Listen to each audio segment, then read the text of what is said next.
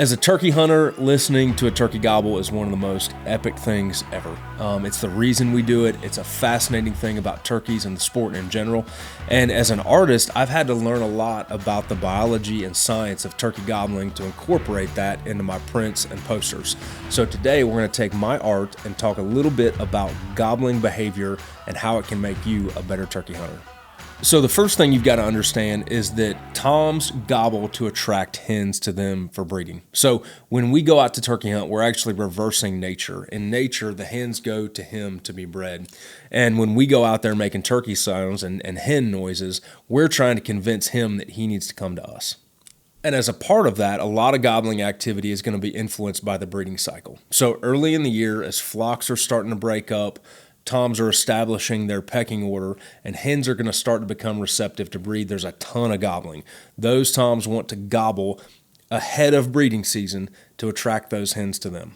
After this initial spike in gobbling, though, most of the hens are going to be with the toms to be bred. So this is the early season point before your turkey season probably opens, where you see a strutter in a field with a bunch of hens. He's not going to gobble much because he has what he needs right there. He's already done the job of bringing the hens to him. So you're going to see a big dip in gobbling before the season starts. As the hens begin to go to nest, though, you're going to see a second big peak in gobbling.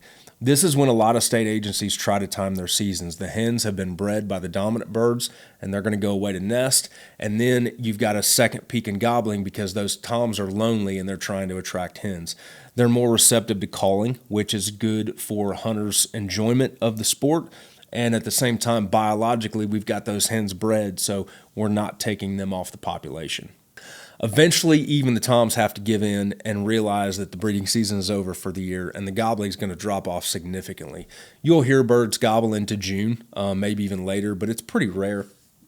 Those hens are going to be on the nest for 26 to 28 days, and after that, their birds are going to hatch, their poults are going to hatch, and the next generation of turkeys is ready to take to the field. Now we've talked a little bit about the peaks and valleys of gobbling throughout the breeding season. Let's talk a little bit more about the gobble itself. It's obviously designed to attract hens to the tom for breeding, but they also gobble at a lot of other things. It's called a shock gobble, and turkeys will shock gobble at a variety of loud noises. The most popular ones are going to be the owl hoot and the crow call, and then you also have some coyote howls, honking geese, honking cars, other shotgun blasts. There's a variety of loud noises that'll make them gobble. As a hunter, you're going to want to use an owl call, an owl hoot early in the morning. There's some out there, a lot of guys hoot with their voice, followed by a crow call later in the day. Most of your guys out west are going to use the coyote as a locator call. That's not as popular on the East Coast, but those are a variety of things that you can use to get a tom to gobble at you without giving up your location or hen calling to him, which may make him come to you. So one thing that's important to know as a hunter is evaluating how long it takes for that turkey to gobble at you. Sometimes here in the mountains, you'll let out a locator call or a turkey call, and it's going to take a while for that sound to get to him gobble, and that sound to come back to you. And it'll sound like a long distance of time, but it's really not that big of a deal. It's the sound traveling back and forth. Sometimes if that bird's close, he will cut you off in the middle of your call. You know that turkey is close and he's hot. Other times it may take 10, 15, 20 seconds, and it's hard to gauge whether that turkey is really hot or he just not really interested and gave you what you call a courtesy gobble. But it's important to be patient, though. A lot of times, turkeys will shut up when they're coming. If he's been gobbling and gobbling and gobbling, and all of a sudden he shuts up, a lot of times he's coming in and he's coming in quiet, and he's not going to gobble on the way in. So as a hunter, it's really important, just hold your ground, sit there and be patient, give him some time, and try to wait for him to gobble again on his own to see if he's coming or if he's moved away. The weather can also significantly influence turkey gobbling day to day. Obviously, if it's a downpour, if it's really nasty weather, windy, rainy stuff, those turkeys have to endure the elements worse than we ever did, and they're not going to feel like gobbling as much in that kind of stuff. Your best turkey gobbling days are going to be high pressure, bluebird days, warm temps, not as much wind, and those are going to be your best days. So don't get discouraged if you have a bad weather day and the turkeys quit gobbling. It might just be a seasonal thing. It might just be the weather of that day. So another thing that can really impact turkey gobbling is hunting pressure.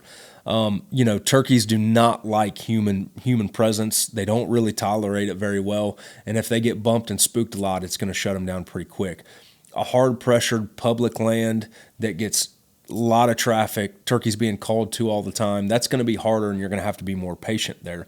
The other thing is a lot of turkeys that your loudmouth 2-year-olds that are really receptive to calling, they're going to get killed earlier in the season. So those turkeys are off the landscape, which reduces gobbling significantly. So as you get later in the year, pressured birds, pressured areas, you're going to have to be a lot more patient because they're not going to gobble as much. So one thing you really want to do, if you want to hear more turkeys gobble and you want to be more successful, you've really got to get in close proximity to turkeys. If you hear a turkey on the roost, a lot of guys try to set up within 100 yards of that bird on the roost. Anytime you can get closer to turkeys before calling to them, you're going to really increase your success rate, and they're going to be way more receptive to gobble back at your hen calls or hit your locator calls. So keep that in mind. Scouting ahead of the season and being in proximity of birds is going to increase the amount of turkeys you hear. Here's a few tips on how to hear more turkeys and be a little bit more successful. The first one is you've got to be at a good listening spot at daylight. Don't be walking around. Don't be crunching a bunch of gravel. Be in a good, still spot where you can hear a long ways, and that'll help you pinpoint turkeys early in the season. The second one is proximity. This goes not only for hearing turkeys, obviously you have to be in hearing range of them, but when calling to turkeys, the closer you can get to a turkey to set up on him before making a turkey call, the better. Turkeys are naturally social birds, so if you can get in his range and in a certain proximity to him, you're going to get a way better response from them than calling from a long distance away. The third is to pay attention to the season that the turkeys are in. It may be that the turkeys just aren't gobbling yet, or it's peak breeding and they really don't need to gobble. Just because you're not hearing a lot of gobbles doesn't mean there's turkeys in the area. They just might not be right, and you've got to stick with them throughout the season till they are right. And the fourth is just keep going. In states where you can hunt all day, afternoon turkeys can be a great opportunity because the hens have gone to nest. A lot of times there's lonely afternoon turkeys. And a lonely afternoon turkey that gobbles on his own is a gift, so enjoy that gift. Thank you guys for watching. I want you all to have a great, successful season. Get out there with your family, friends, take some kids hunting, and watch them experience turkey gobble for the first time. And seeing it through their eyes will make it all worth it. Check out ryankirby.com for all of my latest canvas prints, paper prints, posters, and even some hats. Thank you guys. Best of luck this season.